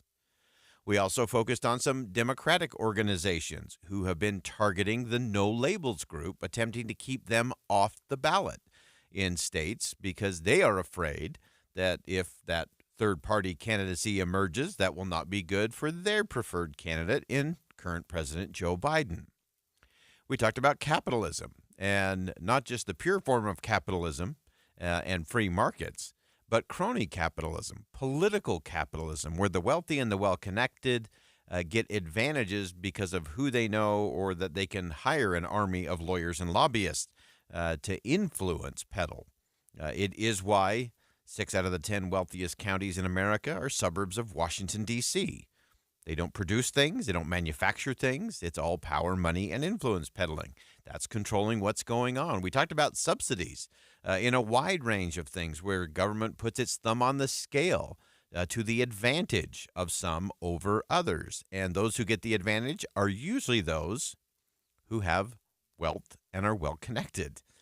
And so all of those things that undermine our confidence in the institutions of government, our confidence in each other, trust in each other, and the ability for this system to move forward the way it's supposed to. When everything's done behind closed doors, when those with access get great advantage for their businesses or for their personal pocketbooks or their platforms, that's not good for the process. Really interesting, as I've been thinking about this throughout the day today, our good friend David Brooks wrote in the New York Times this week about kind of this death by 1,000 paper cuts. So again, going to an elite group, he talked about an elite group who get to be the rule makers in this country and how we seem to be obsessed with empowering people to be the rule makers. And he talked about the way we've enthroned them, empowered them, whether it's in agencies, whether it's in organizations. He said these people redistribute power from workers to rule makers. And in so doing, they sap the initiative, discretion, creativity, and drive of employees. And David Brooks, as he always does, did the deeper dive. And he started to look at what is that actually costing you? He first pointed out that when it comes to our health care, the average American is paying more than $2,000 a year for bureaucracy in the healthcare system. And any of you who have had to deal with insurance process, with billing processes relating to your healthcare, you get it. So that's a big number. David Brooks also pointed out with this